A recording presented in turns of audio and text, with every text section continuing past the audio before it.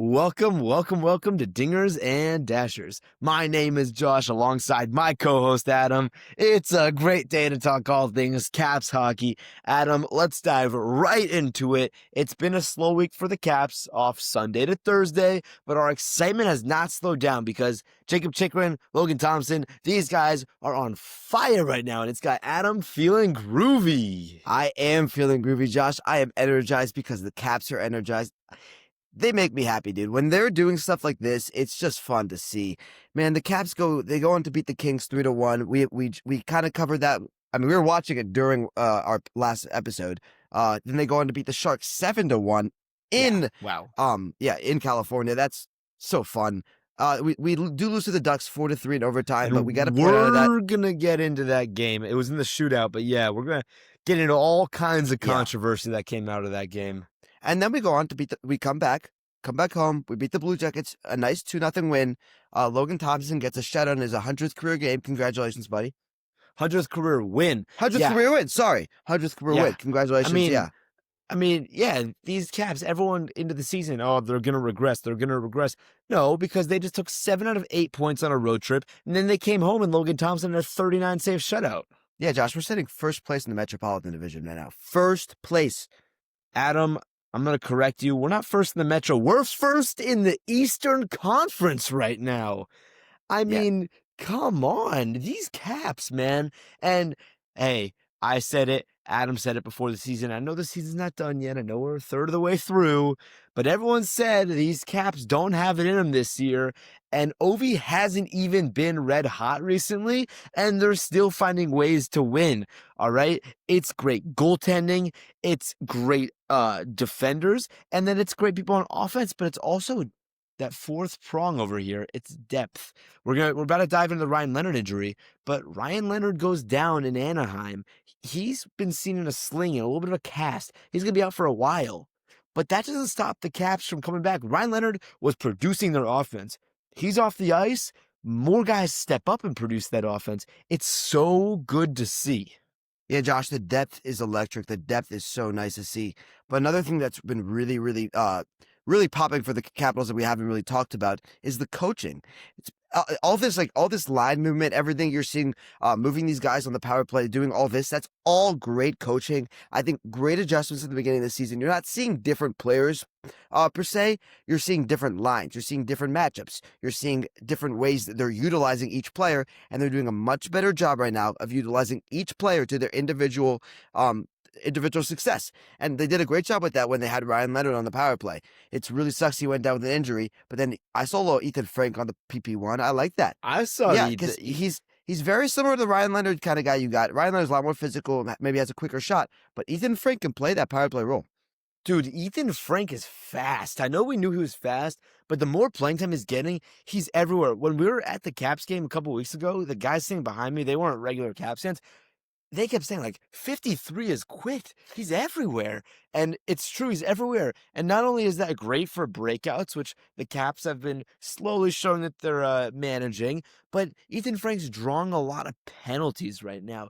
Like the last game alone on Sunday against the Blue Jackets, Ethan Frank was everywhere. And on the road trip, they're saying, other team tripping, other team this, because Ethan Frank's so fast, other teams can't keep up. They have no choice but to take him down with a trip. It's so good to have the Caps have that much speed, and then now starting to get a really hard-hitting power play unit. You send Ethan Frank out, he draws the penalty or scores a goal because he's a shooter. But then you go out and Jacob Chikrin, Tom Wilson, Alex Ovechkin, Dylan Strome, and then Ryan Leonard. I think I just named top 5 guys in the NHL, and that's the Caps' first power play unit. Yeah, Josh, we're firing on all cylinders, and we're really dominating the plus minus category. There was a thing that came out that the plus minus for individual players, like the top 10 and the top 5 are all Colorado Avalanche. And what they're doing is insane. I mean, we're the best team in the Eastern Conference. They're the best team in the NHL by far. But yeah, it's insane. And then the bottom, there were like 4 guys in a row. Like I think it was like 6 through 9 maybe, were all Washington Capitals players. And Josh, that's pretty good right there. Look, it's really special, and it kind of brings our attention to the Caps and the Panthers are the 2 teams dominating each of their conferences. I know it's close, and I know, especially knowing how I am, pardon me, as a sports fan, when my team starts to heat up like this, the delusion could start to set in. And you're not delusional if you think the Caps are great, but we need to also keep ourselves in check that it's a really, really tight conference right now, and we have a lot of essential games coming up. So that's not to say that the Caps aren't great right now. That's just to say that we haven't made the playoffs yet. Yeah, You I don't know know if what you I'm could. I don't know saying? if you could say dominating, because it is very close. The division's very close. Eastern Conference is very close. Well, With the Hurricanes 1 point behind us, and they've played one less game than us, so it's going to be a tight battle. That's why this game, Josh. I know I said before we talked beforehand about the Caps Canes game. I was like, well, it's really early in the season. Like, does this mean that much? And I'm still kind of thinking like it's going to be a great game. It's going to be a great show. Both these teams are so good. They don't like each other. There's been a lot of like anger in the past in Washington. I'm going to be there. It's going to be so fun to watch. I'll video some things for that game. But yeah, it's going to be great. But does it mean that much at the end of the season, Josh? Does it mean that much of the standings? I'm going to tell you yes, and I'm going to tell you for a couple reasons. A, we know how important it is to win games against Metro Division people. And the reason that I went on and made the claim that the Caps are dominating the standings, even while it's so tight, is because the Caps are setting an unrelenting pace. Sure, the top teams are still hanging with the Caps, but the Caps were in the devil's basement 3 weeks ago at the very bottom of the Metro, and they've been able to rise up through the entire Metro division. They went on a crazy like 9-1-1 heater in their last 11 games. And so what the Caps are able to do by winning all those games is they've been able to take themselves from the bottom all the way to the top of the conference and then set a pace, forcing other teams to keep up with it. And the Caps aren't just eking out these wins. These wins are coming in convincing fashion. Even in a close game against the Blue Jackets, where Logan Thompson's called on to make 39 saves, if you watch the actual game, you see that the Caps team is dialed in. They're giving up a lot of shots, but they're giving up a lot of shots on a really good goaltender, right? So it's not about what the actual point looks like. It's what their games look like. And the Caps games have looked really good. So I'm going to say this Hurricanes game matters because we need to continue setting that pace. We can't pass the baton on to the Hurricanes. Let them run the Metro Division until we're able to catch back up. And then the second reason this game's important, I know I'm going on a lot, but I really hate the Hurricanes, is that we got embarrassed last year in the playoffs, right? And it's been on everyone's mind. And yes, the Caps did beat them once earlier this season, but this is the game where we show, is it either that the Hurricanes win, it's like 50-50, who's going to win, which team's better, or do the Caps win the first two games of the season and show, we're not the team that you played last year. We're a different team this year. Sure, we might not have very different players, but we're playing at a higher level and setting a higher standard for ourselves. So I think it's important. And I think if the Hurricanes win here, it's like, okay, whatever. But if the Caps win here, they send a message. Yeah, Josh, it's all about sending messages in the NHL. Sitting right now at the first place in the Metro, but we haven't played since Sunday.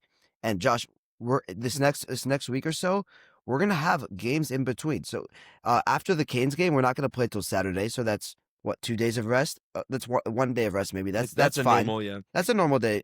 But then you're not gonna play till I believe Wednesday night. Yeah, Wednesday night against the Wild. Tuesday night against the Wild. Sorry, but you got some rest there. That's actually another 2 days. It's a little bit out of the ordinary for when you only play from Sunday. You don't play from Sunday to Thursday, so that's a little bit random there. But I think the reason is because the Caps have played so many games in a row and very tight scenarios here. A lot of games back to back. So they're giving the Caps a little bit of rest as they go. They go home back into a little bit of a road stand here against the Jets and the Wild. But it's gonna be really exciting to see what they can do. We've seen what they can do with short rest. Can they do it with a lot of rest? Yeah, and I think I think it's gonna be the same thing. And I think the Caps are gonna be better because the Caps, they were beat up by the end of that swing of a ton of Yeah, they games in were. a really short Yeah, amount of Charlie time, Lindgren was right? out. Yeah, well, Lindgren, obviously hoping for the best for him, but also you have other guys who play every night. Ryan Leonard's out, and I know I've been teasing it, we're about to get into that Trouba hit, and we'll share our thoughts and opinions on that. But what happens basically is if you give them more time right now, I like that, you know? It's gonna be fewer games now that we're gonna miss without Ryan Leonard or without Pierre-Luc Dubois because we're having that rest now. And I think that it's also especially important because just for the sake of the Caps players and just even their personal lives, just to get home coaches gave them 2 days off. It's not even about like rehabbing their bodies. It's also just about resetting, getting back home, and then we kick up practice starting today, starting Wednesday. Now we get back out there and we play. So I Yeah. think the rest can benefit them because they're athletes and they kind of need it. Yeah, they're all athletes, and a guy who is an athlete that I know you have some beef against right now. We're gonna get into that hit, Jacob Trouba. Let's get right into it. That game against the Ducks, it was a back and forth game. That game was a very, very well played game for both teams. The Caps, very tired team in that game, but they showed a lot of promise. They almost got away with the dub. Shootouts has not been a specialty for the Caps. Just we can't get it done. It looked bad. I Uh, don't have the numbers, but it quite honestly we don't might win in have been shootouts. might have been 4 years since we've won a shootout. I think we won one last year, but we don't have a good thing going on these shootouts. And I know that there's the question is if Ryan Leonard's still in the game, does he go in the shootout? He does. Does he score 50-50? It's likely, Ryan Leonard's got hands, but give it to the Ducks. Their goalie was on fire that game. One of their Ducks player that really surprised me was whatever his Yeah, last name is. yeah, Jennison Senecki's really good. Yeah, Yeah, whatever his name. He's great. He was yes, awesome. Okay, Bennett enough Senecki. beating around Yeah, the bush. Enough beating around the bush. Let's talk Jacob Trouba on Ryan Leonard. I still have steam coming out of my ears from this hit. Jacob Trouba sends Ryan Leonard to the IR in pretty blunt fashion. Look, I don't know how to feel. I've talked to a lot of people on one side, a lot of people on the other side, and this is basically where I stand. I went through a whole range of emotions, but this is where I stand. I can understand how they call that a clean hit. Obviously, as a Caps fan, I don't like the hit at all. Honestly, as a general fan of hockey, I don't like that hit. But I understand why, you know, you, I understand why it could be seen as shoulder to shoulder and then head kind of on impact and whatever. But the reason I don't like that hit is for two reasons. A, Jacob Trouba, you're nothing. Like I'm gonna go out there and I'm gonna say it because Jacob Trouba on his time on the Rangers, he was a promising prospect. He I don't like was the a Rangers. promise. You said the Rangers. I don't like the Rangers. Yeah. Either way, if we're gonna analyze a player, we gotta talk some teams. Jacob Trouba was a promising prospect, up and coming, and then they basically came to learn that all he has to him is a bunch of physicality. Similar to the criticism that Wilson gets, honestly. The difference is Wilson's backing it up and he's on pace for 45 goals this season. Trouba is not. But the reason I really don't like that hit, Adam, is because I know a lot of people say that Ryan Leonard had his head down. He should have been looking up. But at the same time, it's all happening so fast. Leonard's looking behind him to make a pass. And I think also to scan and see if there's anyone back checking him, which there was. He turns around. He doesn't have the puck on his stick anymore. I think he's in a pretty defenseless position. And Trouba comes in, steamrolls him, plants his right skate, and fully turns through the hit, showing no intent he glides, so he's not accelerating. He shows no intent to soften the blow at all, and he doesn't seem too frustrated by the hit. And I am appalled by this because, sure, within the rules, it might technically be legal, but that's not how you play the game.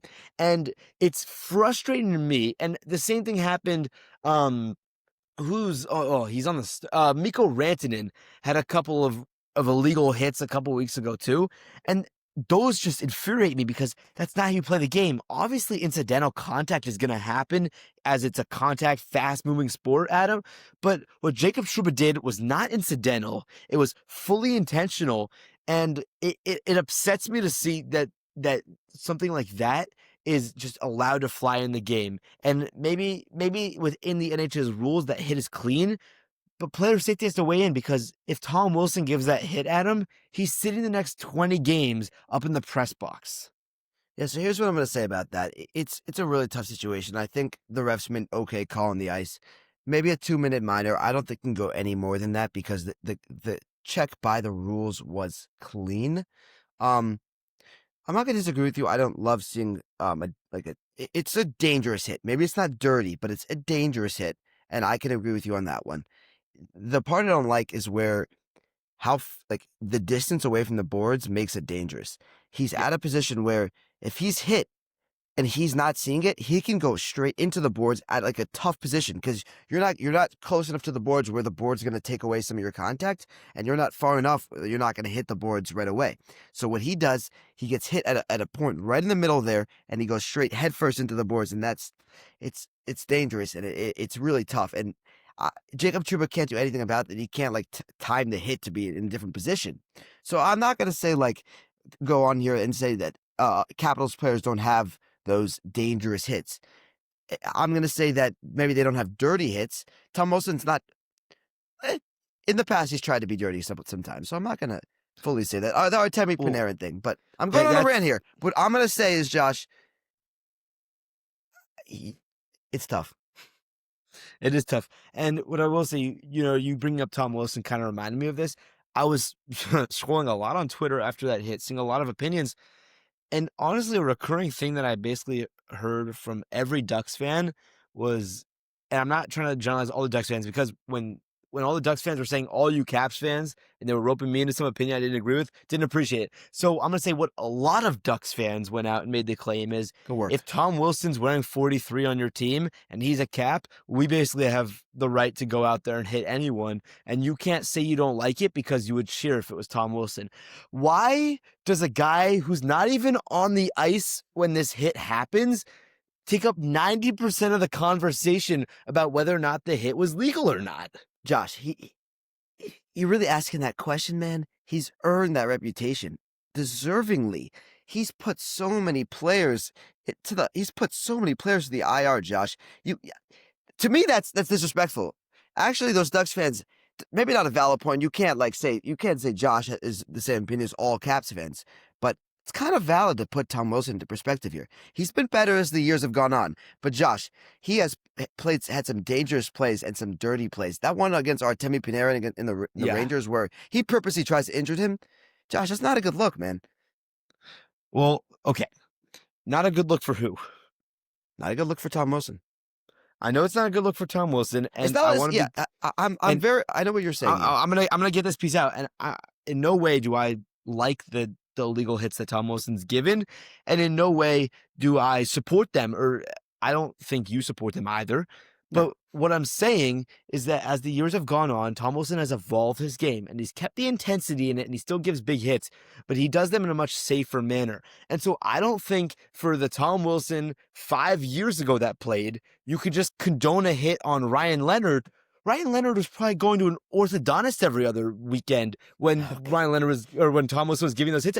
It's a young guy. So I don't think there's a lot to be said about the legality and the ethics of the way Tom Wilson used to play the sport, but I don't think it's valid at all to just bring that into a conversation that has to do with two completely different players. And I didn't love it when Ducks fans are just saying, oh, Tom Wilson, and you would just do the same if he gave that hit, because I don't necessarily know that I would, because as a general fan of the sport, I didn't think that hit was safe. I know it's unproductive to keep going into it.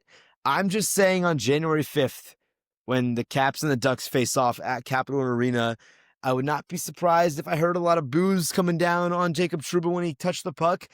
I also wouldn't be surprised if Dylan McElrath got a sweater that night. That'll be fun to see. Dylan McElrath always has a nice little scrap there. Yeah, Josh, thank you for your insight. I'm going to agree with you on a lot of what you said, disagree on some things, but the point is there. Don't take Tom Wilson 5 years ago as Tom Wilson right now. He's a changed man. We love him here in DC. Keep doing your thing, Tom. Score 50 goals a season. Go do it. You know what else I love? What, Dingers and Dashers? Well, I mean, it is the #1 podcast in the DMV, but I love Jacob Chychrun. I mean, this is a guy, he came over, and every day it seems crazier and crazier that it was a straight up Nick Jensen went to Ottawa and Jacob Chychrun came over here to us, because he's really good at hockey. He's so good. He's so good. You want to say it. Jacob Chychrun is so good at hockey, and it's amazing. And if he doesn't make Team Canada, I know he's from Florida, but dual citizenship, Team Canada. If he doesn't make Team Canada, if Wilson doesn't make Team Canada, and if Logan Thompson doesn't make Team Canada, I'll have 3 big questions to ask whoever's in charge of that roster. You guys, committee, make a good choice. Don't forget about your Capitals like you did last year. Make a good choice. Last year, the Caps were the only team in the four nations to not. Yeah, and have we were the number player one featured. team, so that's questionable, guys. Come on. You couldn't have given Rasmus a nod on Sweden? Come on. But what I will say, honestly, is with Carlson being out with injury, Sandin has stepped up in a big way, especially on the second power play unit. Sandin has finagled to his game, Adam. People, I feel like I've heard a lot of negativity about Sandin. Is that the word of the day? Was that the word of the day? Finagle? That's the word of every day, Adam. Can you define that for us, Josh? Finagle. He puts a little torque on it. I like the definition, Josh. He Keep going. he shimmies and he shoves. But the same way Chychrun, he gets around people. Sandin's shifty when he has the puck, And so I think that it's really easy to harp on defenders like, oh, you give a breakaway, you give this, whatever. And I think Sandin is not as technically sound as Chychrun is, but Sandin's really good at handling the puck. And I feel like it just had to be said. Thank you for making your point, Josh. I really appreciate when you do that. Well, it's why we do this thing together, isn't it? Yeah, it's really fun. Let's end it on a good note. We got the pineapple of the day. It's good luck for the Caps. Let's send it off here, Josh. Rub that pineapple for good luck. Caps Canes happening tonight, 7 p.m. You won't want to miss it. It's going to be insane. I've been Josh. That's Adam. Dingers and Dashers, best podcast in the DMV. Let me add, by the way, as of now, we are on TikTok. We're also on Discord. Everything is linked on our website. Go check that out. We love you guys so much. Always riding with Dinger Nation till the end. I've been Josh. That's Adam. This is Dingers and Dashers. It happens every Wednesday except for this week where it's on a Thursday. We out.